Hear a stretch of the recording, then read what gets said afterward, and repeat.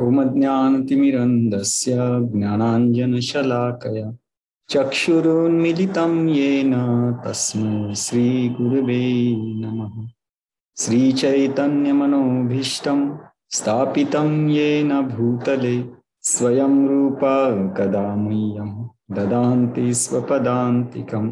वन्देऽहं श्रीगुरोः श्रीयुतापदकमलं श्रीगुरुन् वैष्णवांश्च श्रीरूपं साग्रजातं सहगना रघुनाथान्वितं तं सजीवं साद्वैतं सावधूतं परिजनसहितं कृष्णचैतन्यदेवं श्रीराधा कृष्णपदां सहगना ललिता श्रीविशाखान्वितं च। नमः ओं विष्णुपदाय कृष्णपृष्ठाय भूतले श्रीमते भक्तिवेदांत स्वामिनिति नामिने। नमस्ते सरस्वती देवे गौरवाणी प्रचारिणे निर्विशेष शून्यवादी पाश्चात्य देश तारिणे। नमः ओं विष्णुपदाय कृष्णपृष्ठाय भूतले श्रीमते भक्तिसिद्धान्त सरस्वती इति नामिने। श्रीवार्षभानवी देवी दयिताय कृपाब्दये कृष्णसम्बन्ध विज्ञान दायिने प्रभवे नमः। माधुर्य उज्ज्वल प्रेमाढ्य श्रीरूपानुगभक्तिद श्रीगौर करुणाशक्ति विग्रहाय नमस्ते। नमस्ते गौरवाणी श्रीमूर्तये दीनतारिणे रूपानुग विरुद्ध अपसिद्धांत ध्वंतहारिणे। नमो गौरकिशोराय साक्षात् वैराग्यमूर्तये विप्रलम्बरसाम्भूते पदाम्बुजाय ते नमः। नमो भक्ति विनोदाय सच्चिदानन्दनामिने गौरशक्ति स्वरूपाय रूपानुगवराय ते गौर आविर्भाव भूमिष्ठं निर्देष्ट सज्जनप्रिय वैष्णव सार्वभौम श्री जगन्नाथाय ते नमः। वाञ्छाकल्पतरुभ्यश्च कृपा सिन्धुभ्येव च पतितानां पावनेभ्यो वैष्णवेभ्यो नमो नमः। नमो महावदन्याय कृष्ण प्रेम प्रदायते कृष्णाय कृष्ण चैतन्य नामिने गौरत्विषे नमः। पंचतत्वात्मकं कृष्णं भक्तरूप स्वरूपकं भक्तावतारं भक्ताख्यं नमामि भक्तशक्तिकिं। हे कृष्ण करुणा सिंधु दीनबंधु जगत्पते गोपेश गोपिकाकांत राधाकांत नमस्ते। जयतां सुरतोपंगो मम मंद मतिर्गति मत्सर्वस्वपदाम्बुजं राधा मदन मोहन दिव्यात् विन्दारण कल्पद्रुमाद श्रीमद् रत्नागार सिंहासनस्थो श्रीमद् राधा श्रील गोविंद देव पृष्ठालिभि सेव्यमानो स्मरामि। श्रीमान राज सरसारंबी वंशीवट तटस्थित कर्षण वेणु सुमेरगोपी गोपीनाथाय श्रेयस्तु नः। तप्त कांचन गौरांगी राधे वृंदावनेश्वरी वृषभानुसुते देवी प्रणमामि हरिप्रिय। जय श्री कृष्ण चैतन्य प्रभु नित्यानंद श्री अद्वैत गदाधर शिवासदि गौर वृंद। हरे कृष्ण कृष्ण कृष्ण हरे हरे हरे राम राम राम हरे हरे। हरे कृष्णा। तर उपस्थित सर्व भक्तांचं आजच्या या उपदेशामृतच्या सत्रामध्ये स्वागत आहे। तर काल आपण निश्चय याचा पहिले जे 5 तत्व आहेत दशमूल तत्व याचा अभ्यास केला। तर श्री भक्तिविनोद ठाकूर सांगतायत की आपल्याला जर आपल्या साधनेमध्ये भक्तीमध्ये जर निश्चय हवा असेल तर आपल्या हृदयामध्ये जो संशयाचा जो राक्षस आहे याला आपल्याला नष्ट करावं लागेल। आणि हा कसा नष्ट होतो तर श्री भक्तिविनोद ठाकूर म्हणतात की ज्यावेळेला आपण दशमूल तत्वांचा स्वीकार करतो तर ही दशमूल तत्व जर आपण व्यवस्थित समजून घेतली आणि त्याच्यावर जर आपण विश्वास ठेवला तर आपण निश्चयाने आपण भक्ती करू शकतो।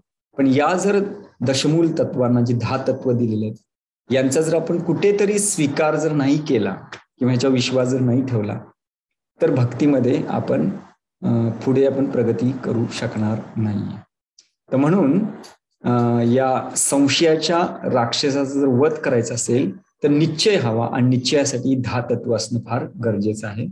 म्हणून काल आपण याच्यातली जे 5 तत्व आहेत याचा आपण चर्चा केली. पहिलं तत्व होतं की शब्द प्रमाण हे सर्वश्रेष्ठ प्रमाण आहे, याच्यावर आधारित बाकीची सर्व 9 तत्व आहेत. आणि म्हणून श्री भक्तिविनोद ठाकूर सांगतात की जोपर्यंत आपल्याला आत्मसाक्षात्कार होत नाही तोपर्यंत आपण दिव्य गोष्ट समजून घेऊ शकत नाही.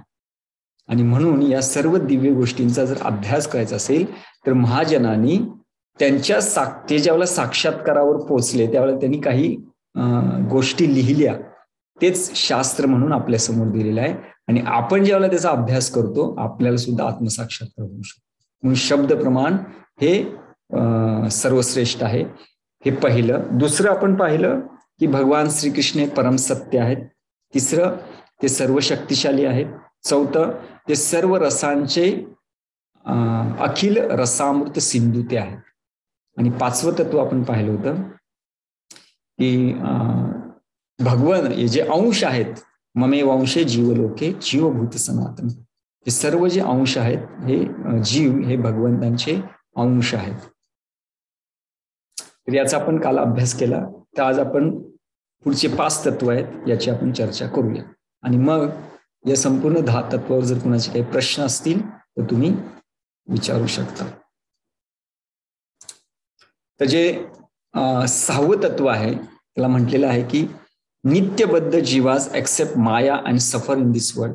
5व्या याच्यामध्ये आपण पाहिलं होतं की 2 प्रकारचे जीव आहेत, एक नित्यमुक्त, नित्यबद्ध.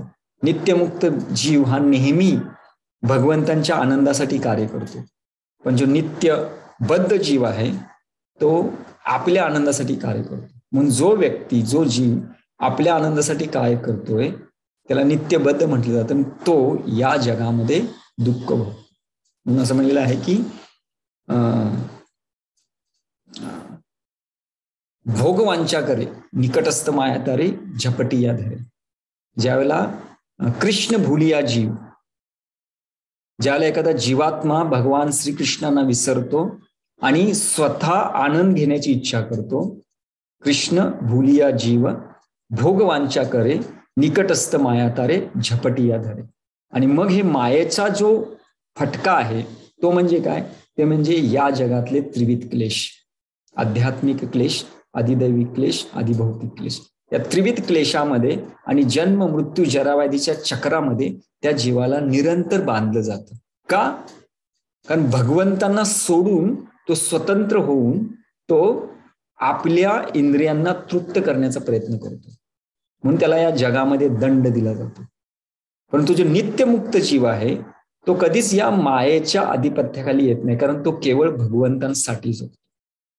म्हणून ज्या वेळेला आपण आपलं पूर्ण जीवन हे भगवंतांच्या आनंदासाठी जाईल त्यावेळेला आपण नित्यमुक्त असणार. आणि ज्या वेळेला आपलं जीवन हे आपल्या आनंदासाठी राहील आपण नित्यबद्ध असणार. आणि जोपर्यंत आपण नित्यबद्ध आहे तोपर्यंत आपण मायेच्या कचाटीतून आपण कधीही बाहेर पडू शकणार नाही.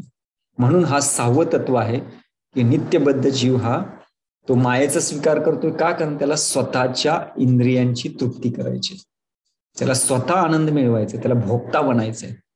आणि जेव्हा तो भोक्ता बनण्याचा प्रयत्न करतो त्यावेळेला त्याला या जगामध्ये क्लेश दिले जातात.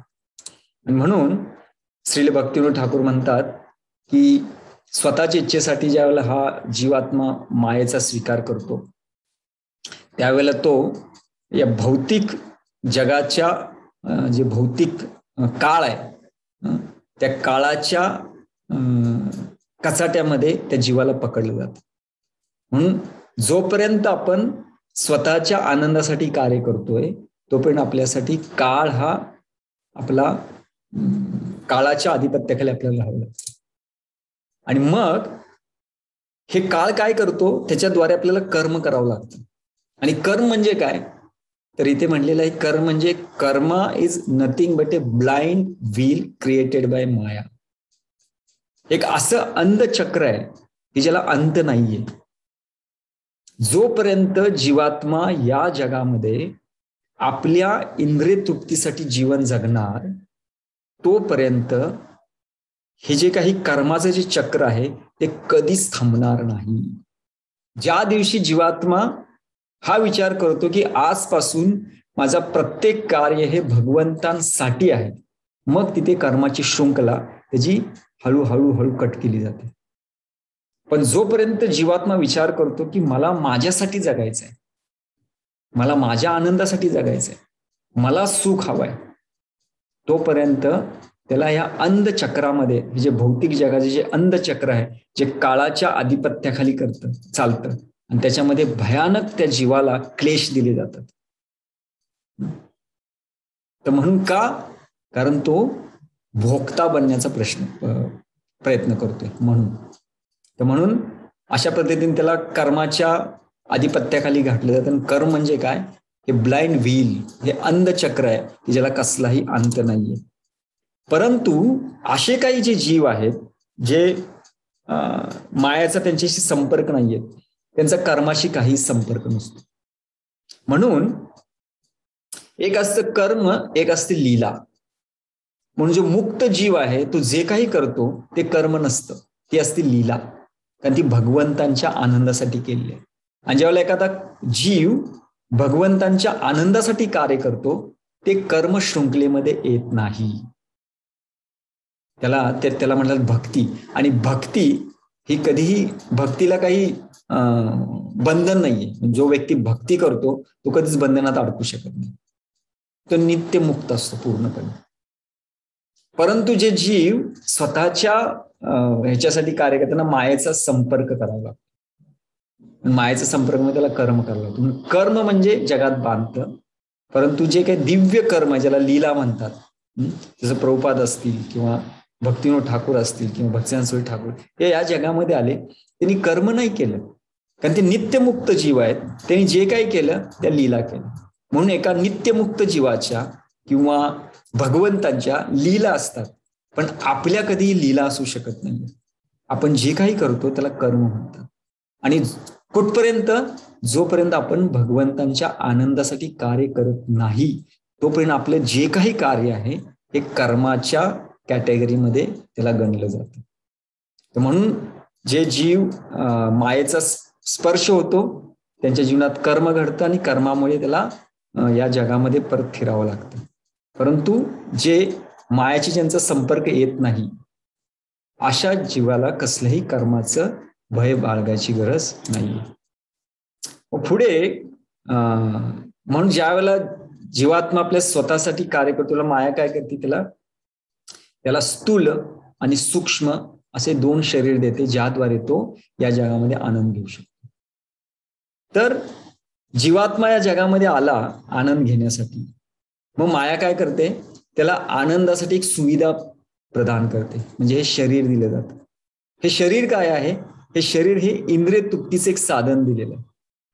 कारण त्याची इच्छा आहे, मला या जगामध्ये सुखाचा अनुभव करायचा आहे. मग सुखाचा अनुभव करण्यासाठी काहीतरी सुविधा पाहिजे ना, तर शरीर हे सुविधा दिली जाते. शरीराला सुविधा म्हटलं जातं, ज्याच्याद्वारे तो या जगामध्ये आनंद घेण्याचा प्रयत्न करतो. आणि याचे हे जे अंधचक्र आहे जे मायेने बनवलेलं आहे, याचे अनेक असे वेगवेगळे रूप आहेत. आणि जीव त्यातल्या एका रूपामध्ये प्रवेश करतो आणि मुक्तीच्या वेळेला त्याच रूपातून तो बाहेर पडतो. म्हणजे वेगवेगळी शरीर आहेत, त्या शरीरामध्ये त्याची ज्यावेळी इच्छा होते त्याला आज जातो, आणि ज्यावेळेला तो म्हणतो की नाही मला आता पूर्णपणे भगवंतांसाठी हे करायचं, त्यावेळेला तो मुक्त होतो. तर तो अगदी सरळ तो त्या शरीरामध्ये प्रवेश करतो. आणि ज्या वेळेला तो विचार करतो मला भगवंतांसाठी हे करायचं आणि तो तशा पद्धतीने जीवन जगतो, तर तो it will be easy to live at the time of liberation. आणि त्या मुक्तीच्या वेळेला तो त्या रूपातून ते अनेक जे अनलिमिटेड फॉर्म्स आहेत त्यातून तो बाहेर पडतो. आणि म्हणून the living entities who are under the blind wheel of maya are called nityabaddha. ते नित्यबद्ध जीव, कुणाला नित्यबद्ध म्हटलेलं आहे? की जे हे जे अंधचक्र आहे की ज्याला कसलाही अंत नाही, असं कर्माचं चक्र, त्याच्या आधिपत्याखाली जे जीव आहेत त्यांना नित्यबद्ध असं म्हटलं जातं. हे झालं 6वं, की जे जीव या जगामध्ये आनंद घेण्यासाठी येतात त्यांना नित्यबद्ध म्हटलं जातं. हे 6वं तत्व. आता 7वं, मग नित्यमुक्त जीव जे पूर्णपणे या भौतिक प्रकृतीच्या पलीकडे आहेत. पलीकडे म्हणजे ते भले ह्या भौतिक जगाच्या आत असतील, परंतु भौतिक जग त्यांच्यावर कसल्याही पद्धतीने, काळाचा प्रभाव त्यांच्यावर कधीच होत नाही. दैवी यशे गुणमयी मम माया दुरत्तया मामेव ये प्रपदन्ते माया मेताम तरंती. ते भगवान श्रीकृष्ण सांगतात गीतेमध्ये की जो व्यक्ती मायेला पार करणं अतिशय दुस्तर आहे, परंतु मामेव ये प्रपदन्ते सर्व धर्मान परित्यज्यम माम एकम शरणम व्रज. ज्यावेळेला जीवात्मा पूर्णपणे भगवंतांना शरण जातो, त्यावेळेला तो या बहिरंगा शक्तीच्या आधिपत्याखाली राहत नाही, तो अंतरंगा शक्तीच्या आधिपत्याखाली राहतो. आणि म्हणून त्याला नित्यमुक्त म्हटलं जातं. हे कसं घडतं, तो नित्यमुक्त कसा बनतो, तर भक्तिवेदांत ठाकूर म्हणतायत की ही साधूची, महाजनांची, भगवंतांची कृपा आहे की तो कित्येक जन्मापासून भक्तिमय सुकृती, भक्तिमय कार्य करण्याचा प्रयत्न करतो आणि असा जीवात्मा हळूहळू नित्यमुक्त बनतो. ही कुणाची कृपा आहे? ही कृपा आहे साधूंची, महाजनांची, स्वतः भगवंतांची. म्हणून भगवंतांना यदा यदा धर्मस्य ग्लानिर्भवति भारत अभ्युत्थानाम अधर्मस्य तदात्मानं सुजामि अहम परित्राणाय साधूनाम विनाशाय च दुष्कृताम धर्म संस्थापनार्थाय संभवामी युगे युगे. भगवान श्रीकृष्ण येतात किंवा त्यांचे भक्त आहेत. जसे प्रभुपाद आले, का आले? कारण इथे येऊन नित्यबद्ध जीव आहेत, त्याला नित्य मुक्त कसं बनायचं यासाठी जे काही कार्य आहे, जे काही भक्तिमय सेवेची जी काही पद्धती आहे ही देण्यासाठी असे भगवंत येतात, महाजन येतात, साधू येतात. आणि यांच्या कृपेद्वारे हा जो जीवात्मा आहे तो नित्यमुक्त स्तरावर तो स्वतःला उन्नत करू शकतो. आणि म्हणून इथे चैतन्य चरितामृतमध्ये वर्णन येते की कोण भाग्य करो संसार क्षयोन्मुख है साधू संगे तबे कृष्णे रती उपजाय. म्हणून आपल्या जीवनामध्ये सगळ्यात महत्वाचा भाग म्हणजे एका साधूचा संग. जर आपल्या प्रत्येकाच्या जीवनामध्ये आपल्याला जर साधू संग घडत नसेल तर समजायचं आपण कधीच भक्तीमध्ये प्रगती करू शकणार नाही. आपल्यासाठी खूप महत्वाचं आहे. म्हणून साधू संग सर्व शास्त्र कळ लव मात्र साधू संग सर्व सिद्धी आहे. जोपर्यंत आपण आपल्या जीवनामध्ये साधूंचा संग करू शकत नाही किंवा आपल्याला साधू संग प्राप्त होत नाही, तोपर्यंत आपण प्रगती नाही करू शकणार. आणि म्हणून ह्या साधूंचा संग कसा असतो, ते फिजिकली असेल किंवा त्यांच्या वाणीद्वारे असेल, त्यांच्या साहित्याद्वारे असेल. जसं प्रभुपादांनी संपूर्ण भागवतचं जे काही लिखाण केलेलं आहे, तर प्रभुपाद त्या भागवतच्या रूपामध्ये आपल्याला साधू संग देण्यात आलेले आहे. आणि म्हणून आपण हे अगदी ठामपणे आपण असं सांगू शकतो की जर आपण प्रभुपादांनी दिलेल्या साहित्याचा किंवा त्यांच्या ग्रंथांचा जर अभ्यास केला आणि त्या पद्धतीने जर आपण आपलं जीवन जगण्याचा जर आपण प्रयत्न करू तर निश्चितपणे आपण नित्यबद्ध पासून नित्यमुक्तकडे आपण जाऊ शकतो. आणि म्हणून इथं म्हणलेले कोण भाग्य करो संसार क्षयोन्मुख आहे. ते असं म्हणजे तो जो भाग्याचा उदय कधी होऊ शकतो, तो संसाराचा क्षय कधी होऊ शकतो, ज्यावेळेला साधू संग तबे कृष्ण रती उपजा. साधू संग प्राप्त होईल त्याला भगवंतांप्रती, भगवंतांच्या नामाप्रती, कथेच्या जीवनामध्ये त्या हृदयामध्ये एक प्रकारची रती किंवा श्रद्धा उत्पन्न होते. त्यावेळेला त्याचं संसार चक्र हे नष्ट व्हायला चालू होते. आणि म्हणून साधू संग असणं फार गरजेचं आहे.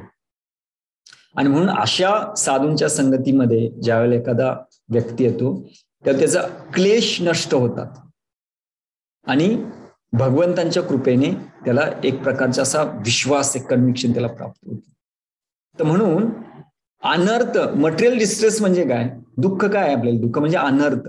तर अनर्थ निवृत्ती ही केवळ साधूंच्या संघामध्ये, साधूंच्या उपदेशांचं पालन केल्यानेच आपल्या जीवनातील अनर्थ नष्ट होऊ शकतात. आणि त्याच वेळेला आपल्या हृदयामध्ये एक प्रकारची जी काही एक प्रकारची श्रद्धा, त्याला निष्ठा म्हटलं जातं. म्हणून अधो श्रद्धा तथा साधू संग भजन क्रिया अनर्थ निवृत्ती निष्ठा. तर ती जी निष्ठा आहे ती भगवत कृपेने प्राप्त होते, पण अनर्थ निवृत्ती करण्यासाठी आपल्याला एका साधूचा, एका गुरुचा, एका शुद्ध भक्ताचा स्वीकार करणं फार गरजेचं आहे. म्हणजेच काय, त्यांनी दिलेली जी काही भजन क्रिया आहे, अधोश्रद्धा तथा साधू संघ, साधूच्या संघामध्ये ते भजन देत, भजन क्रिया करायची, आणि ती भजन क्रिया आपल्याला या भौतिक जगातल्या क्लेशातून, विशेष करून या अनर्थातून बाहेर काढते. म्हणून डिमन्स इन वृंदावन, वृंदावनातील असुर हा एक ग्रंथ श्री भक्तिविनोद ठाकूर लिहितात. त्यावेळेला त्यांनी अनेक असुर जे वृंदावनामध्ये आले, ह्या अनेक असुरांचं वर्णन केलं. तर असा प्रत्येक असुर हा आपल्या हृदयामध्ये एक अनर्थाचं एक प्रतीक आहे. त्याचे वर्णन करत असताना श्री भक्तिविनोद ठाकूर लिहितात की जो धेनुकासूर आहे हे तमोगुणाचं प्रतीक आहे, आणि प्रलंबासूर हा रजोगुणाचं प्रतीक आहे. आणि ह्या दोन राक्षसांना कुणी मारलं? या दोन राक्षसांना बलरामजींनी मारलं. म्हणून श्री भक्तिविनोद ठाकूर लिहित आहेत की बलरामजी हे गुरुतत्व आहे, हे साधू तत्व आहे. म्हणून जो व्यक्ती ह्या साधूंना, गुरूंना घट्ट पकडतो, त्यांच्या इन्स्ट्रक्शनला घट्ट पकडतो, त्यांच्या इन्स्ट्रक्शनचं तंतोतंत पालन करतो, तो व्यक्ती रजो आणि तमोगुणातून बाहेर जातो. म्हणून आपल्या जीवनामध्ये जे क्लेश आहे ते क्लेश केवळ रजो आणि तमोगुणाचं जे प्राबल्य आहे त्याच्यामुळे आपल्या जीवनामध्ये असंख्य यातना आपण भोगतोय. आणि याच्यातून केवळ आपल्याला एक साधू किंवा एक गुरु आपल्याला बाहेर काढू शकतो. उपदेशामृतमध्ये 5व्या श्लोकात म्हणलेलं आहे, भजन विज्ञ निंदादि शून्य हृदमप्सित संगलब्ध्या, की जो निंदादि शून्य आहे, जो भजनामध्ये विज्ञ आहे, परिपक्व आहे, शास्त्रामध्ये निपुण आहे, असा शुद्ध जो त्याच्या जीवनामध्ये निंदा नावाचा प्रकार नाहीये, अशा व्यक्तीची काय केलं पाहिजे? निंदादि शून्य हृदमप्सित अशी आपण कामना ठेवली पाहिजे की अशा व्यक्तीचा मला संग लब्ध्वा, अशा व्यक्तीचा मला संग मिळाला पाहिजे. आणि तो व्यक्ती आपल्याला या संपूर्ण अनर्थातून बाहेर काढतो, ज्याला अनर्थ निवृत्ती होते. मग भगवत कृपेने, by the mercy of Krishna, one attains firm faith, त्याला निष्ठा म्हटलेलं आहे.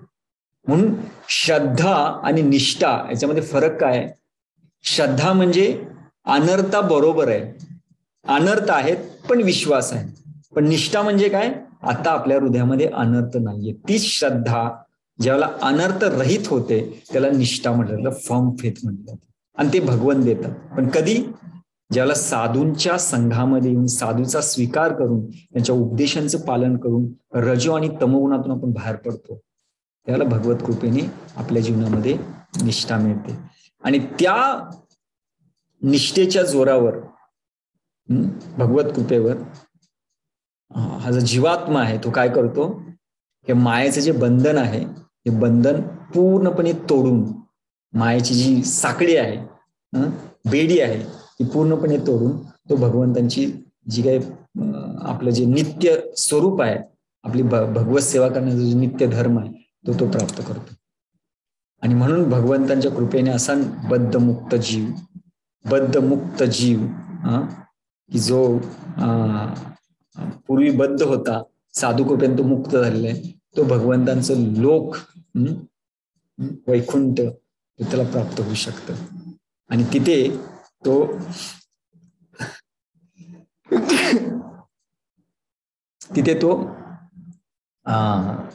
भगवंतांच्या आनंदासाठी कार्य करतो, तिथे तो स्वतःच्या आनंदासाठी कार्य नाही करतो. ठीक आहे. तर अशा पद्धतीने हे जे 7वं तत्व आहे, 6वं तत्व होतं नित्यबद्ध जीव, 7वं तत्व आहे नित्य मुक्त जीव. आता 8वं आहे ज्याला म्हणलेलं आहे की अचिंत्य भेद अभेद तत्व. म्हणजे काय? तर हे सर्व जग हे भगवान श्रीकृष्णांपासून बनलेलं आहे, त्यामुळं ते भगवंतांपासून बनलेलं आहे, पण ते भगवंतांपासून वेगळे सुद्धा आहे आणि एक सुद्धा आहे. याला अचिंत्य भेद अभेद तत्व म्हणलं. त्याच्यामध्ये भेद सुद्धा आहे आणि अभेद सुद्धा आहे, हे समजून घेणं फार गरजेचं आहे. आणि म्हणून इथे भक्तिविनोद ठाकूर लिहित आहेत की हे जे अचिंत्य भेदाभेद जे तत्व आहे, कारण हे संपूर्ण जे हे भगवंतांच्या संपर्कामध्ये, कनेक्टेड, भगवंतांच्या संबंधामध्ये असल्यामुळे ते एकाच वेळी इनकन्सिव्हेबली सायमल्टेनियसली वन अँड डिफरंट, एकाच वेळी ते भेद आहे एकाच वेळी त्याच्यामध्ये अभेद आहे. प्रत्येक गोष्ट या जगातली याचं वर्णन केलेलं आहे. आणि म्हणून वेद कित्येक ठिकाणी काही गोष्टी भगवंतांशी एक आहेत असं वर्णन करतात आणि काही ठिकाणी त्या भगवंतांपासून त्याच्यामध्ये भेद आहे असंही वर्णन केलं जातं. परंतु जो अज्ञानी जीव आहे तो जर त्याने फक्त असं शास्त्र उचललं की जे आपण भगवंतांशी एक आहोत, तर तो काय म्हणतो, मी भगवंत होऊ शकतो.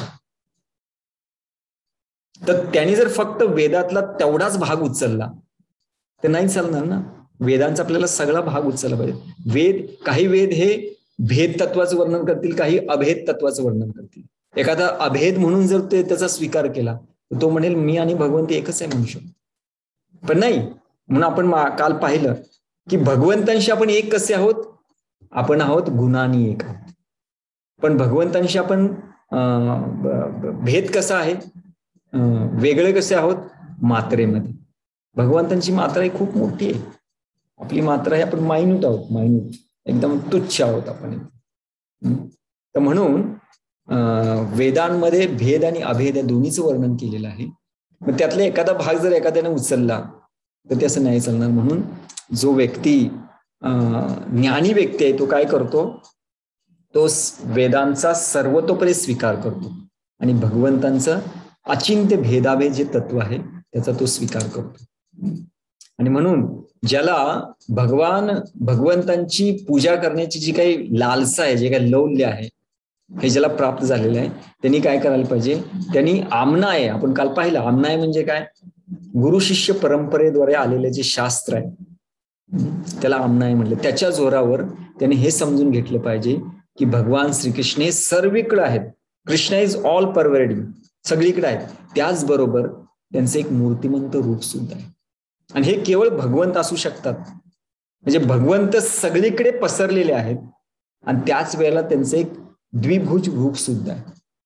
आणि हे ज्या वेळेला एखादा व्यक्ती ऐकतो तो म्हणजे कसं काय, भगवंत सगळीकडे आहेत, त्याचबरोबर त्यांचं रूप सुद्धा आहे. एकच व्यक्ती रूपामध्ये असू शकतो आणि तो सगळीकडे बी कसं काय असू शकतो, त्यालाच तर अचिंत्य म्हटलंय ना.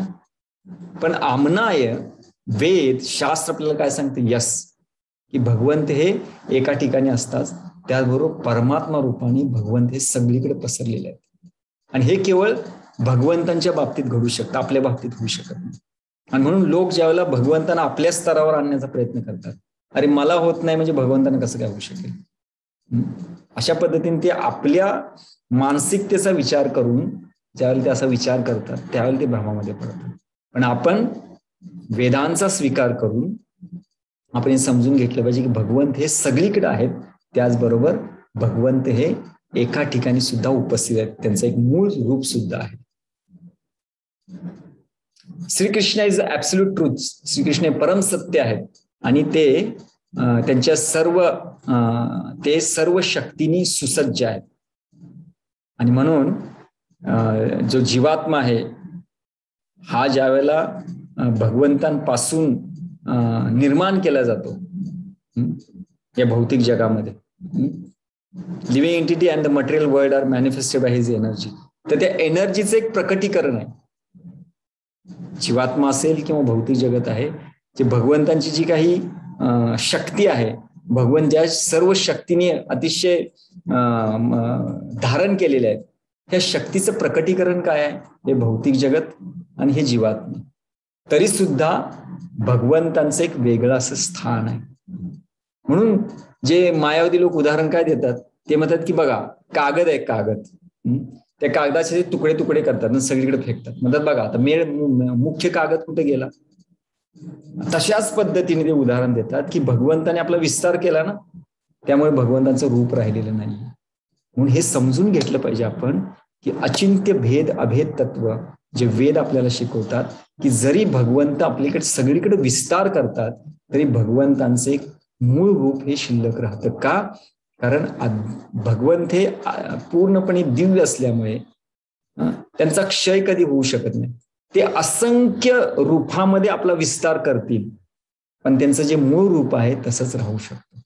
कारण भगवंत कसं आहे, पूर्ण आहेत. ओम पूर्णमद ते म्हणले ना ईशोपनिषदमध्ये, पूर्णात पूर्ण मुदच्यते पूर्णस्य पूर्णमादाय पूर्णमेवावशिष्यते. भगवंत हे पूर्ण आहेत आणि भगवंतांपासून जे काही निर्माण होतं हे सुद्धा पूर्ण आहे. म्हणून भगवंतापासून जरी भौतिक जगत निर्माण झालं असेल तरी स्वतः भगवंत हे पूर्ण आहे, असं ईशोपनिषद हा ग्रंथ आपल्याला वर्णन करून सांगतो. तर म्हणून आपण हे 8वं तत्व आहे की अचिंत्य भेद अभेद तत्व. याच्याद्वारे आपण हे जाणून घेतलं पाहिजे की भगवंत हे सगळीकडे आहेत, त्याचबरोबर भगवंत हे एका ठिकाणी त्यांच्या मूळ रूपामध्ये सुद्धा उपस्थित आहेत. तर याला म्हणतात भेद अभेद तत्वानी सर्व जीवात्मे सर्व भौतिक जगत हे भगवंतांच्या शक्तीचं प्रकटीकरण. तर हे आहे 8वं तत्व. आणि पुढे म्हणलेलं आहे की the ingredient are constitutionally non different from Krishna, but in the material creation everything other than Krishna is a transformation of his energy and therefore eternally separate from him. आणि तेच वर्णन आहे की भगवंतांपासून त्यांच्या शक्तीचे प्रकटीकरण असल्यामुळे ते भगवंतांपासून वेगळे. म्हणजे शक्ती आणि शक्तिमान याच्यामध्ये फरक इन द सेन्स एक वेगवेगळं असू शकतं ना. एक शक्तिमान आहे, त्याच्या वेगवेगळ्या शक्ती आहेत. जसं भौतिक जगत ही शक्ती आहे, जीवात्मा ही भगवंतांची एक बहिरंगा शक्ती आहे, तटस्थ शक्तीचे एक प्रकारचं प्रकटीकरण आहे. त्याला आपण एक नाही करू शकत, त्याच्यामध्ये भेद आहे. हेच आपल्याला अचिंत्य भेद अभेद तत्व आपल्याला वर्णन करून सांगतं. आणि म्हणून हे जे अचिंत्य भेदाभेद तत्व आहे हे eternal oneness and difference is naturally inconceivable because it is beyond the range of living entities material intelligence. एखादा व्यक्ती म्हणेल की कसं काय घडू शकते, ते घडू शकतं का? कारण आपण आपल्या बुद्धीने हा विचार करून नाही चालणार. म्हणून भक्तिविनोद ठाकूर म्हणाले की जोपर्यंत आपण आत्मसाक्षात्कार प्राप्त करत नाही तोपर्यंत आपल्याला हे दिव्यत्व काय आहे हे कधीच समजणार नाही. पण आता आपल्याला जसं शास्त्र सांगतं तशा शास्त्रानुसार आपण कार्य करणं फार गरजेचं आहे. आणि जर आपण ज्या वेळेला आपला आध्यात्मिक दिव्यत्व आपल्याला ज्याला प्राप्त होईल, त्यावेळेला आपल्याला जेव्हा आध्यात्मिक बुद्धी प्राप्त होईल त्यावेळेला आपण हे जे अचिंत्य तत्व काय आहे हे आपल्याला समजून येऊ शकतं. When the living entity's spiritual intelligence is awakened, pure knowledge of the inconceivable oneness and differences is aroused. आणि म्हणून आपण काय करायला पाहिजे, आमनाय जे परंपरेद्वारे आपल्याला जे आलेले शास्त्र आहे याच्यावर विश्वास ठेवून आपण भगवंतांचं जे काही ते एकाच वेळी एक बी आहेत त्याच वेळी सगळ्यांपेक्षा वेगळे सुद्धा आहेत याच्यावर आपण विश्वास ठेवला पाहिजे. आणि म्हणून चैतन्य चरितामृत म्हणले आहे की सिद्धांत बलिया चित्ते न करह आलस, या आहे ते कृष्ण लागे सदृढ मानस. म्हणून आपण या वेदांना समजून घेण्यासाठी आपण कधीही आळस नाही केला पाहिजे. जितकं आपण त्यांना समजून घेण्याचा प्रयत्न करू तितके आपल्यामध्ये लवकरात लवकर आपण भक्तीमध्ये स्थिर होऊ शकतो. आणि आपल्याला जे काही अचिंत्य आहे, जे आपल्या चिंतनाच्या पलीकडचं आहे, त्याला ऍटलिस्ट थेरॉटिकल लेवलवर आपण समजून घेऊ शकतो. आणि त्या तत्वांचं ज्यावेळेला आपण आपल्या जीवनामध्ये पालन करू त्यावेळेला जे अचिंत्य आहे ते आपल्यासाठी चिंतनीय किंवा चिंतनशील बनेल. आपण त्याला आत्मसात करण्याचा प्रयत्न करू, आपण त्याला समजण्याचा आपण प्रयत्न करू शकतो. पण भौतिक बुद्धीने ते होणार नाही. म्हणून सिद्धांताच्या जोरावर सध्या आपण जोर देणं फार गरजेचं आहे. आणि म्हणून सिद्धांत जर पक्के नाही केले तर व्यक्ती अध्यात्मामध्ये प्रगती नाही करू शकणार. म्हणून हे सिद्धांतच, याचे 10 दशमूल तत्व हे 10 सिद्धांत आहेत, यांना पक्क केले पाहिजे. हे आपल्याला समजले पाहिजे. आणि हे ज्याला समजतील तो व्यक्ती निश्चयाने भक्ती करेल. कॉन्फिडंट, कन्व्हिक्शन, त्याने तो भक्ती करू शकतो. 9वं तत्व आहे, त्याला म्हणलेलं आहे pure devotional service is the अभिधेय. जसं आपण पाहिलं की 10 तत्व म्हणजे काय, श्री चैतन्य महाप्रभूंचे 3 तत्व दिलेले आहेत, संबंध, अभिधेय आणि प्रयोजन. या 3 तत्वाला 10 तत्वांमध्ये विभागलेलं आहे. तर शुद्ध भक्ती हे अभिधेय. अभिधेय म्हणजे काय? अभिधेय म्हणजे माझा आणि भगवंतांचा संबंध काय आहे? तर कृष्ण स्वामी आहेत, मी त्यांचा दास आहे. अहम सर्वस्य प्रभो मत्ता सर्व प्रवर्तते. तर हे ज्यावेळेला संबंध मला समजतो, या संबंधाला जर मला स्थापित करायचं असेल तर जी पद्धती मला आचार्य देतात त्याला अभिधेय म्हणतात. की ज्या पद्धतीचा स्वीकार केल्याने मी माझा संबंध भगवंतांशी जोडू शकतो त्याला अभिधेय म्हणतात. आणि म्हणून इथे काय म्हणलेलं 9व्या तत्वामध्ये अभिधेय काय आहे? तर शुद्ध भक्तिमय सेवा, प्रेममय सेवा किंवा आपल्याला जी प्रक्रिया आपल्याला जी दिलेली आहे ती म्हणजे काय? ती अभिधेय आहे. आणि अभिधेयमध्ये ही प्युअर डिव्होशनल सर्व्हिस ही गणली जाते, शुद्ध भक्तिमय सेवा ही गणली जाते. आता पहा, when the living entity's relationship with the Lord is revived by the association of the Amnai, then abhideya is understood. तर त्याला काय म्हटलं जातं? ज्या वेळेला आपण ती पद्धती चा पालन करू आणि आपल्याला भगवंताची जो संबंध आहे तो आपला स्थापित होतो, त्याला काय म्हणलेलं आहे? त्याला अभिधेय म्हटलेलं आहे. आणि devotional service to Shrikrishna is that अभिधेय. भक्ती हेच ती अभिधेय आहे. आणि प्रयोजन काय आहे? की भक्ती केल्याने मला काय मिळणार आहे? मला कृष्ण प्रेम मिळणार आहे, भगवंताप्रती रती, भगवंताप्रती भाव, भगवंताप्रती प्रेम माझ्या हृदयामध्ये विकसित होणार आहे. त्याला म्हणलेलं आहे प्रयोजन. पण अभिधेय काय आहे? अभिधेय आहे भक्तिमय सेवा.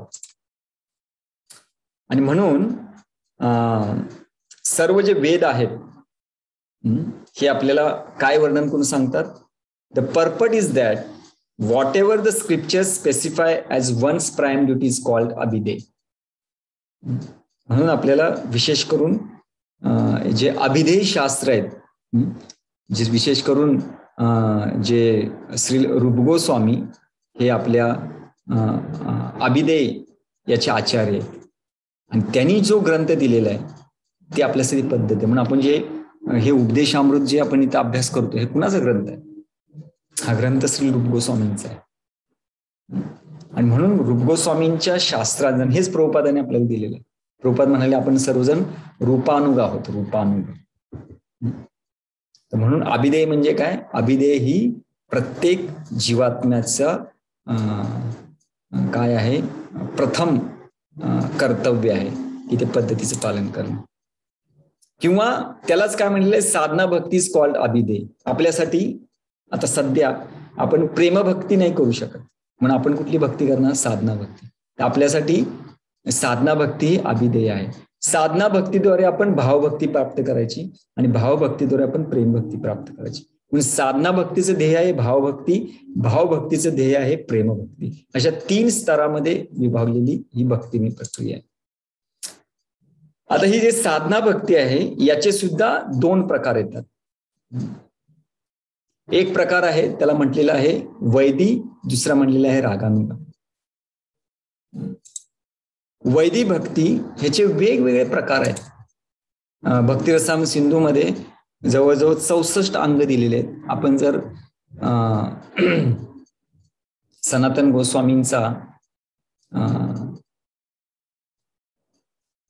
गोस्वामींनी तर जवळजवळ भक्तीचे असंख्य अंग दिले, जवळजवळ हजारो अशी अंग आहेत भक्तीची. पण त्यातून रूप गोस्वामींनी 64 अंग हे केली, बाहेर काढली आणि आम्हाला सांगितले की आपण या 64 अंगाद्वारे आपण भक्तिमय सेवा करू शकतो. आणि हीच 64 अंग 9दा भक्तीमध्ये आलेली. ही 9 अंग त्याचा विस्तार 64 अंगामध्ये आहे. आणि श्रील प्रभुपादांनी ज्यावेळेला मंदिरामध्ये जो प्रातःकालीन कार्यक्रम दिला ना, याच्यामध्ये जवळजवळ केवळ त्या प्रातःकालीन कार्यक्रमामध्ये जवळजवळ 55 अंगांचं केवळ जर आपण उपस्थित असू तर पालन होतं. म्हणून प्रत्येक साधकासाठी ज्याला भक्तीमध्ये तीव्रतेने प्रगती करायची आहे त्यांनी दररोज प्रातःकालीन कार्यक्रम अटेंड करायला पाहिजे, त्यांनी करायलाच पाहिजे. त्याच्यावर आपोआप त्याचे 55 अंगांचं पालन होतं. त्याच्यामध्ये 55 जवळजवळ जास्तच, 50 पेक्षा वरच आहे तशी. तर यालाच 9दा भक्ती म्हटलेली आहे. म्हणून आपल्यासाठी अभिधेय काय आहे? अभिधेय हे 9दा भक्ती किंवा ही 64 अंग. आणि म्हणून श्रीमद भागवत मध्ये वर्णन केलेलं आहे की ही 64 अंग म्हणजे 9 अंगांचं विस्तार आहे. आणि ती अंग कुठले? श्रवणम, कीर्तनम, विष्णू, स्मरणम, पादसेवनम, अर्चनम, वंदनम, दास्यम, साख्यम, आत्मनिवेदनम. तर ही जी 9 अंग आहेत भक्तीची, याची सुरुवात होते श्रवणापासून. आणि म्हणून when a conditioned living entity engages his mind at the lotus feet of Krishna with his mind, body and words, that is called bhakti. भक्ती म्हणजे काय? भक्ती म्हणजे आपल्याला सर्वस्व लावायचं. आपल्याकडे काय आहे? आपल्याकडे आहे आपलं मन, आपल्याकडे आहे आपले शरीर, आपल्याकडे आहे वाणी. म्हणलेलं आहे की काया वाचा मनसा या हरेदासे कर्मणा मनसा गिरा निखिलास्व अपि अवस्थासु जीवन मुक्त उच्यते. तर या जगामध्ये राहून एखादा जीवनमुक्त कसा होऊ शकतो? जर तो आपलं काया वाचा आणि मनसा म्हणजेच मन, शरीर आणि वाणी, आपले शब्द जर तो पूर्णपणे भगवंताच्या सेवेत लावत असेल तर त्या जीवाला जीवनमुक्त उच्यते म्हणलेलं. आणि म्हणून भक्ती म्हणजे काय? भक्ती म्हणजे आपण मन, शरीर आणि वाणीद्वारे ज्या काही क्रिया करतो ह्याच्या व्यतिरिक्त आपल्याकडे काहीच नाहीये. आपलं मन, शरीर आणि शब्द हे आपले आहेत. ह्याला सर्व समर्पणम, समर्पण म्हणजे या 3 गोष्टी द्यायला पाहिजेत. म्हणून सुरुवातीला आपण काय करायला पाहिजे? म्हणून याला म्हणतात फिजिकल, वोकल आणि मेंटल.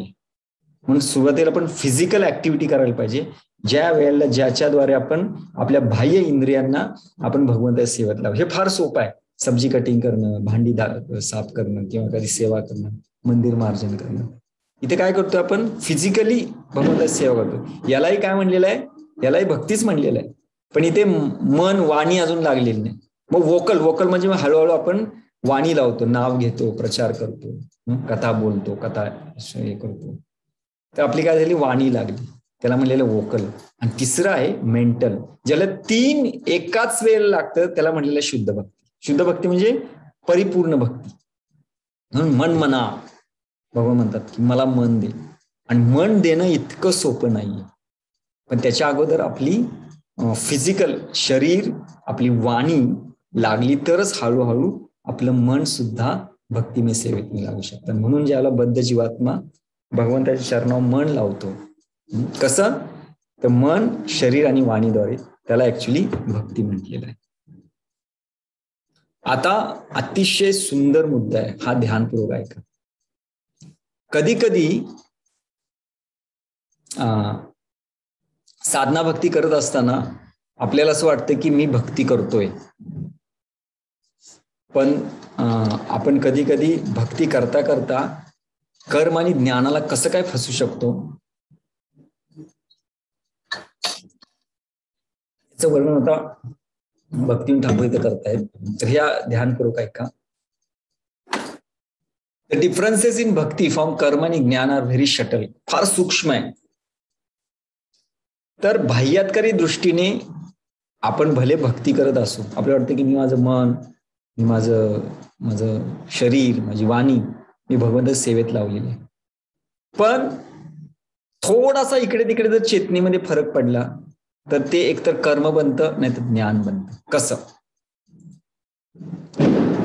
तर असं आहे, many times the limbs of bhakti and karma appear similar.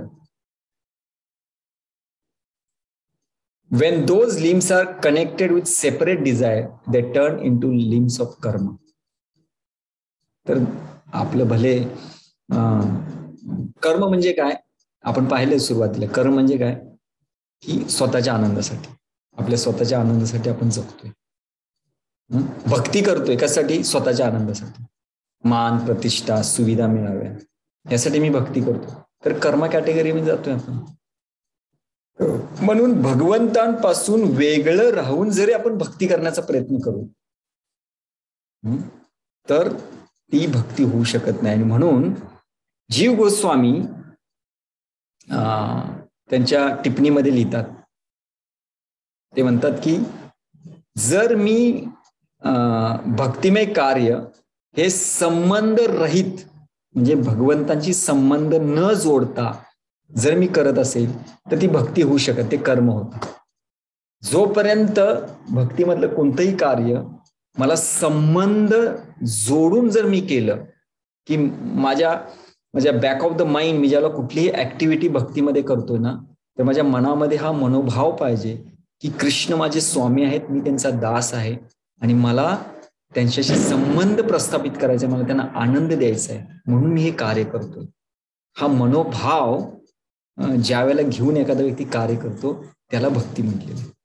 पण हा मनोभाव नाहीये आणि केवळ तो आपल्या इच्छेसाठी प्रतिष्ठा, मान, सन्मान याच्यासाठी कार्य करतोय, तर त्याला म्हटलेलं आहे ते कर्म कॅटेगरी म्हणतात. फार सूक्ष्म आहे, याला समजून घ्या. कारण कधी कधी साधक म्हणतात हो आम्ही करतोय, भक्ती करतोय, पण भक्ती करण्यासाठी संबंध माहीत असणं फार गरजेचं. आणि म्हणून श्री चैतन्य महाप्रभूंनी आपल्याला शिकवलं, पहिलं संबंध ज्ञान समजून घ्या. संबंध ज्ञान समजलं मग अभिधेय, आणि अभिधेयाचे पालन केल्याने मग आपल्याला प्रयोजन मिळणार. म्हणून संबंध ज्ञान त्याला सिद्धांत म्हणले, ते व्यवस्थित असणं फार गरजेचं आहे. आणि म्हणून जर आपण सेपरेट डिझायर असतील आपल्या, भगवंतापासून वेगळ्या असतील, असे काही अंग आपण पालन करत असू तर त्यांना कर्म म्हणतात. पण असे काही अंग आहेत की जे पालन करताना आपल्याला वाटतं की मला मुक्ती हवी, तर ते ज्ञान कॅटेगरीने जातं. म्हणजे कधी कधी साधक म्हणतो ना की एखादा म्हणलं मला भोग करायचा आहे, भोग करायचं म्हटलं तर तो कर्मी कॅटेगरीत जातो. म्हणजे मला मुक्ती पाहिजे, हे जन्ममृत्यू चक्र आहे ना, ह्याच्यातून मला मुक्ती पाहिजे, नको क्लेश नको, तर तो ज्ञानी कॅटेगरी. तो भक्त नाहीच आहे, एक तर तो कर्मी आहे नाही तर ज्ञानी आहे. करतोय काय? करतोय भक्ती. पण फार काळजीपूर्वक आपण राहिलं पाहिजे की भक्ती म्हणजे, प्रभुपादाने आपल्याला सुंदर व्याख्या दिलेली, भक्ती म्हणजे आपला आनंद काहीच नाही याच्यामध्ये. भक्ती म्हणजे केवळ आनंद देणे. भक्ती म्हणजे केवळ आनंद देणे. जे काही ऍक्टिव्हिटी कार्य आपण करतोय त्याच्यामध्ये आनंद घेण्याचा एकमेव अधिकार आहे भगवंताने. याचा अर्थ जीव दुःखी असतो का? नाही, जीव दुःखी नसतो. तर ज्या वेळेला तो भगवंतांना आनंद देतो, भगवंत त्याला कित्येक पटीने आनंद देतात. पण देण्याने मिळतो, घेतल्याने मिळत नाही. एखादा व्यक्ती हिसकावून घेण्याचा प्रयत्न करतो त्याला नाही मिळणार.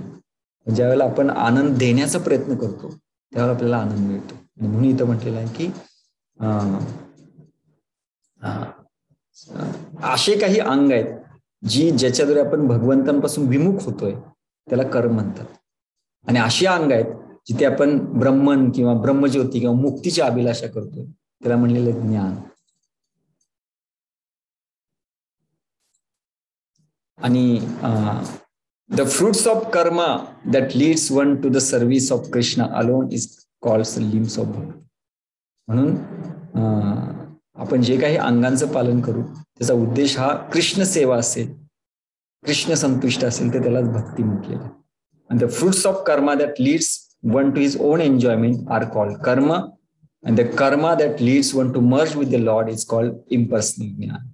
बघा, तेच म्हणजे अंग, आपण अंगांचं पालन करतोय पण मनोभाव जर भोग असेल तर ते कर्मी कॅटेगरीमध्ये जाते, कर्म बनतं.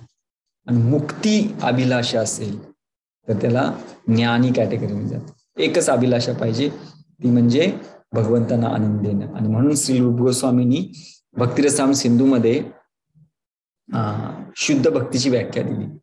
अन्य अभिलाषिता शून्यम ज्ञान कर्म अधि अनावृत्तम. म्हणून या ज्ञान कर्माने आवृत्त भक्ती नाही व्हायला पाहिजे. भोग आणि मुक्तीच्या मागं न लागता आपण कसं करायला पाहिजे, कुठलीही अभिलाषा न ठेवता अनुकूल्येन कृष्णानुशीलनम भक्तीर उत्तम. उत्तम भक्ती काय आहे? जी अनुकूल भावनेमध्ये भगवंतांना आनंद देण्यासाठी, त्यांच्या संतुष्टीसाठी काय कार्य केलं जातं, जे ज्ञान कर्म आणि अभिलाषेतून मुक्त आहे, अशा भक्तीलाच शुद्ध भक्ती म्हटलं जातं. म्हणून अभिधेय जर शुद्ध भक्ती असेल तर आपल्याला हे समजून घेतलं पाहिजे की शुद्ध भक्ती ही ज्ञान कर्म रहित आहे. याचा अर्थ असं नाही की त्याच्यामध्ये कर्म आणि ज्ञान नाहीये. आपण असं कर्म आणि असं ज्ञान घेणार जे भक्तीला आवृत्त करत नाही. जे कर्म आणि ज्ञान भक्तीला आवृत्त करतं ती शुद्ध भक्ती होऊ शकत नाही. पण भक्तीमध्ये कर्म आहे, कार्य करावं लागतं. भक्तीमध्ये ज्ञान आहे, आपण हे ज्ञान आता इथं स्वीकार करतोय. पण हे ज्ञान किंवा एखादं कार्य जे भक्तीला पोषक असतं, ज्यावेळेला भक्ती वृद्धिगत होते, त्याला आपण त्याने भक्ती आवृत्त झाली नाही. असं कर्म आणि असं ज्ञान आपण स्वीकार करतो.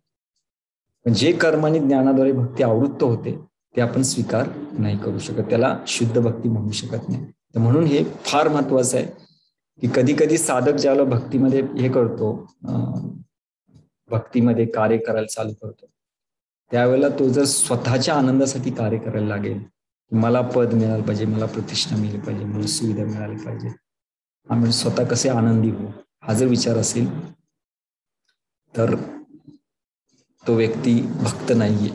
आणि जर मुक्ती मुक्ती मुक्ती म्हणून कार्य करत असेल तर तो ज्ञानी कॅटेगरी. भक्ती म्हणजे केवळ भगवंतांसाठी, भगवंतांच्या आनंदासाठी, गुरूंच्या आनंदासाठी जी काय आपण सेवा, जे काय कार्य करतो त्याला भक्ती म्हटली. झालं 9. इथे पुढे दिलेलं आहे की जी काही अंग आहेत हे आपल्याला शास्त्राने नमूद करून दिलेले आणि ती विधी विधानानुसार असतील म्हणून त्याला वैदी साधना भक्ती म्हटलं. वैदी साधना भक्ती म्हणजे काय? विधी विधानानुसार भक्तीच्या अंगांचं पालन आपण करतो. परंतु स्वाभाविक ज्यावेळेला एखादा व्यक्ती भगवंतांच्या आनंदासाठी कार्य करतो त्याला म्हणलेलं आहे रागभक्ती. स्वाभाविक शास्त्रानुसार करतोय तर ते वैदिक, आणि स्वाभाविक करतोय त्याला रागभक्ती. म्हणजे रागभक्ती केवळ रागात्मिका भक्तच करू शकतात. नंद, यशोदा, सुबल, सखा, राधाराणी, ललिता, विशाखा हे जे ब्रजवासी आहेत, भगवंतांचे जे नित्य संगी आहेत, हेच फक्त रागभक्ती करू शकतात. आपण रागभक्ती कधीच करू शकत नाही. आपण रागानुगा भक्ती करू शकतो. रागानुगा म्हणजे जो रागात्मिका भक्त आहे, ज्याचं स्वाभाविक भगवंताप्रती आकर्षण आहे, अशा भक्ताचं अनुगमन आपण करू शकतो, म्हणून याला रागानुगा भक्ती म्हटलं जातं. पण रागात्मिका भक्ती फक्त वृंदावनातील जे नित्य संगी आहेत तेच करू शकतात. 2 भक्ती, ते काय वैदी, दुसरी विधी विधानानुसार, दुसरे हे रागानुगा. रागानुगा म्हणजे राग भक्ती करणाऱ्या भक्तांचं अनुगमन करणं, त्यांना पाहून प्रेरणा घेऊन कार्य करणं, त्याला रागानुगा भक्ती म्हटलं जातं. वैदी भक्तीची सुरुवात श्रद्धेपासून होते आणि ती रतीपर्यंत जाते, भावापर्यंत, आणि तिथून ऍक्च्युली रागानुगा भक्ती चालू होते. रागानुगा भक्ती सुरुवात कधी कधी निष्ठा, रुची, आसक्तीपासून सुद्धा चालू होते. कुठे चालू होते तर कुठेही चालू होईल, तसा तो राग, आकर्षण, आसक्ती भगवंतावर चालू होते ना, त्यावेळेला तिथून रागानुगा भक्ती त्याची चालू होते. आणि म्हणून रागानुगा भक्तीची शक्ती खूप मोठी आहे. आणि हेच 9वं तत्व आहे. म्हणजे प्युअर डिव्होशनल सर्व्हिस म्हणजे काय? ऍक्च्युली रागानुगा भक्ती. ऍक्च्युली बघायला गेलं तर आपले आचार्य म्हणतात की शुद्ध भक्ती म्हणजेच रागानुगा भक्ती आहे, की जिथे आपण एका वृंदावनातील एका नित्य सहचर भगवंताचा जो नित्य संगी आहे त्यांच्या पदकमलाचं अनुसरण, त्यांना पाहून आपण प्रेरणा घेऊन ज्याला आपण आपलं कार्य करतो त्याला रागानुगा भक्ती म्हटलं. तर अशा पद्धतीने 9वं तत्व आहे की शुद्ध भक्तीमय क्रिया, याला अभिधेय म्हटले. अभिधेय म्हणजे पद्धती जिच्याद्वारे आपण भगवंतांशी संबंध आपण स्थापित करू शकतो. आणि 10वं आहे ते म्हणजे प्रयोजन. संबंध झाला, आपण पहिल्यांदा संबंध पाहिला की कृष्ण, एकतर शब्द पाहिला आपण, शब्द प्रमाण हायेस्ट आहे. आणि शब्द आपल्याला काय शिकवतं की कृष्ण हे अखिल रसामृत सिंधू आहेत, कृष्ण हे सर्व शक्तिशाली आहेत, जीवात्मा त्यांचा अंश आहे, त्याच्यामध्ये 2 जीव आहेत, एक नित्यमुक्त, नित्यबद्ध. हे झालं संबंध. अभिधेयमध्ये आपण काय पाहिलं? अभिधेयमध्ये आपण भक्तिमय प्रक्रिया पाहिली की जी अभिधेयची पद्धती आहे, जो संबंध भगवंतांचा आपल्याशी आहे तो संबंध स्थापित करण्याची पद्धती आहे, त्याला अभिधेय म्हणतात. आणि ती पद्धती म्हणजे भक्ती आहे. आणि भक्ती केल्याने प्रयोजन काय मिळणार आहे? प्रयोजन मिळणार आहे प्रेम. आणि म्हणून चैतन्य चरितामृतमध्ये असे सुंदर म्हणलेलं, कोण भाग्य कोण जीवेर श्रद्धा यदि है तबे सेई जीव साधू संगे करे. तर कशा पद्धतीने एखाद्या भाग्याचा उदय होऊन त्याच्या जीवनामध्ये श्रद्धा उत्पन्न होते आणि त्या श्रद्धेद्वारे तो साधूंचा संग प्राप्त करतो. आणि साधू संगे है ते है श्रवण कीर्तन, साधना भक्ती है श्रवण, सर्व अनर्थ निवर्तन. तर ज्यावेळेला तो अशा पद्धतीने साधू संघामध्ये भजन क्रिया, श्रवण कीर्तन करायला चालू करतो त्यावेळेला अशा साधना भक्तीद्वारे त्याचं सर्व अनर्थाचं निवर्तन व्हायला चालू होतं, अनर्थ निवृत्ती व्हायला चालू होते.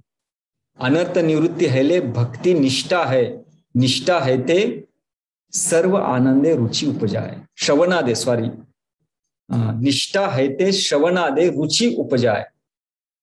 तर निष्ठा ज्या वेळेला त्याच्या हृदयामध्ये उत्पन्न होते त्यावेळेला श्रवणापती रुची उत्पन्न होते. तर एक लक्षात घ्या की जोपर्यंत साधक हा भगवंतावर प्रेम कधी बसेल, अजून रुचीपर्यंत त्याचं भगवंतावर प्रेम बसलेलं नाही. आपण जर आता विचार करत असू की माझं भगवंतावर प्रेम नाही, कधी प्रेम येणार, कधी प्रेम येणार, तर इथे चैतन्य चरितामृत हा ग्रंथ आपल्याला शिकवतोय की प्रेम अजून उत्पन्न नाही झालेलं, पण आता जी रुची आहे, जी काही निष्ठा आहे ती कुठं बसलेली आहे, ती त्या पद्धतीवर बसलेली आहे, भक्तीवर बसलेली आहे. जी 9दा भक्ती दिलेली आहे, श्रवण कीर्तन पासून चालू होते, या पद्धतीमध्ये आपली निष्ठा बसते, या पद्धतीमध्ये आपली रुची बसते, ती आपल्याला आवडायला लागते. आणि मग ज्याला रुची उत्पन्न होते त्यावेळेला ज्या पद्धतीमध्ये त्या रुची उत्पन्न झाल्यानंतर रुची है ते भक्ते है आसक्ती प्रचूर, आणि अशा रुचीमुळे भक्तीमध्ये एक प्रकारची आसक्ती निर्माण होते, आणि ती आसक्ती है ते चित्ते जन्मे कृष्ण प्रीती अंकुर. या ठिकाणी तो साधक भगवंतांप्रती प्रेम करायला चालू म्हणजे भगवंतावर तो आसक्त झाला. आणि जोपर्यंत आसक्ती लेवल येत नाही तोपर्यंत आपल्या प्रत्येक कार्याचे जे काही केंद्रबिंदू आहेत ते कृष्ण तोपर्यंत होणार नाहीत. आणि म्हणून हे भगवंतावर आपण प्रेम कधी करू, भगवंतावर आपण आसक्त कधी होऊ, ज्यावेळेला आपल्या हृदयामध्ये आसक्ती निर्माण होते त्यावेळेला. आणि ही आसक्ती म्हणजे निष्ठा रुचीनंतर ही आसक्ती येते. म्हणून पहिलं आपल्याला ह्या प्रक्रियेप्रती रुची यायला पाहिजे. म्हणून जर प्रक्रियेप्रती रुची जर येत नसेल तर आपल्यामध्ये आसक्ती नाहीच येणार. म्हणून साधक म्हणत नाही प्रेम आलं ना म्हणजे मला हे श्रवण कीर्तन आवडेल. अरे प्रेम हा परिणाम आहे, श्रवण कीर्तन हे कारण आहे. श्रवण कीर्तन जर केलं नाही तर आपल्याला प्रेम येणारच नाही. म्हणून साधना कॉम्प्रोमाइज करून आपण प्रेम कधी प्राप्त करू शकत नाही, इम्पॉसिबल. पद्धती दिलेली आहे. म्हणून अभिधेयद्वारे प्रयोजन मिळणार. अभिधेय काय? अभिधेय श्रवण कीर्तन आहे. अभिधेय जर मी केलं नाही तर मला कसा काय बरं मी प्रेम प्राप्त करू शकतो. म्हणून हे माहिती करून घेणं फार गरजेचं आहे की आपण आपल्या साधनेमध्ये किती गंभीर असायला पाहिजे. जोपर्यंत आपण आपल्या साधनेमध्ये गंभीर राहणार नाही ना तोपर्यंत आपल्याला हे प्रेम उत्पन्न होणं फार कठीण आहे. प्रक्रिया पकडून राहिलं पाहिजे, पद्धती पकडून राहिली पाहिजे. आणि मग इथे ज्याला प्रीतीचा अंकुर येतो त्यावेळेला सेई भाव गाडा हायले धरे प्रेम नाम, सेई प्रेमे प्रयोजन सर्व आनंद धाम. अशा पद्धतीने आसक्ती जेव्हा गाडी होते त्यामध्ये भाव निर्माण होतो, प्रेम निर्माण होतं. आणि यालाच चैतन्य महाप्रभू काय म्हणतात? प्रयोजन, प्रेम प्रयोजन असं म्हटलं जातं. आणि म्हणून श्री भक्तिविनोद ठाकूर शेवटी म्हणतायत की those who have doubt in this 10 principal teachings of Shri Chaitanya Mahaprabhu are not qualified for devotional service. म्हणून एखादा व्यक्ती म्हणाला नाही याच्यावर माझा विश्वास नाही असं म्हणलं तर तो व्यक्ती भक्ती नाही करू शकत. भक्तीची योग्यता काय? की 10 तत्वांवर विश्वास ठेवणं. आणि मग ह्या 10 तत्वांवर त्याचा जर संशय येत असेल तर त्याची भक्ती ही करप्ट होणार, त्याची भक्ती लता नष्ट होणार, दूषित होणार, आणि मग तिथून अनर्थ बाहेर पडणार, आणि मग त्याची भक्ती लता पूर्णपणे नष्ट होणार. आणि म्हणून आपल्याला जर शुद्ध भक्ती करायची असेल तर निश्चयाने जर करायचं असेल तर आपल्याला ह्या दशमूल तत्वांवर आपली श्रद्धा असणं फार गरजेचं आहे. आणि म्हणून ही 10 तत्व काय आहेत? शब्द प्रमाण हे सर्वश्रेष्ठ आहे. पहिली जी 6 तत्व आहेत याला संबंध तत्व म्हणले. 6 नाही 7 संबंध तत्व आहेत. की वेद सर्वश्रेष्ठ आहेत, कृष्ण हे परमसत्य आहेत, ते सर्वशक्तिशाली आहेत, ते अखिल रसाम सिंधू आहेत, सर्व जीव हे भगवंतांचे अंश आहेत, आणि एक जीव आहे जो नित्यबद्ध आहे, आणि 7वं नित्य मुक्त जीव. हे सगळं संबंध तत्वामध्ये येतं. पहिली 7 तत्व ही संबंध तत्वामध्ये येतात. आणि 8वं काय आहे? 8वं आहे त्याला म्हणलेलं आहे अभिधेय 8 तत्व ही संबंध तत्वामध्ये येत आहेत. आणि 9वं तत्व हे अभिधेय आहे आणि 10वं तत्व हे प्रेम आहे. अभिधेय काय आहे? जी आपल्याला प्रभुपादांनी जी काही साधना भक्ती दिली ते आपल्यासाठी अभिधेय आहे. आणि साधना भक्तीचं पालन करत करत आपल्याला भगवंताचं प्रेम प्राप्त होणार, ही आहे प्रयोजन. म्हणून ज्या साधकाला निश्चयाने भक्ती करायची आहे त्याला त्याच्या जीवनामध्ये या 10 तत्वांचं काटेकोरपणे पालन करणं फार गरजेचं आहे. त्याला समजून घेणं फार गरजेचं आहे. जर तो ह्याच्यामध्ये व्यवस्थित समजून घेऊ शकला नाही तर तो त्याच्या हृदयामध्ये जे काही असुर, संशयाचे जे काही असुर असतील, या असुरामुळे तो निश्चयाने भक्ती करू शकणार नाही. म्हणून निश्चयाने जर भक्ती करायची असेल तर या 10 तत्वांना समजून घेतलं पाहिजे आणि आपण आपल्या जो डाऊट, जो राक्षस आहे याचा आपण वध केला पाहिजे आणि दृढतेने, कन्व्हिक्शनने, डिटर्मिनेशनने आपण भक्ती चालू आपण करू शकतो. तर हे आहे दुसरं तत्व, निश्चय. हरे कृष्ण. तर कुणाचे काही प्रश्न असतील तर विचारू शकतो.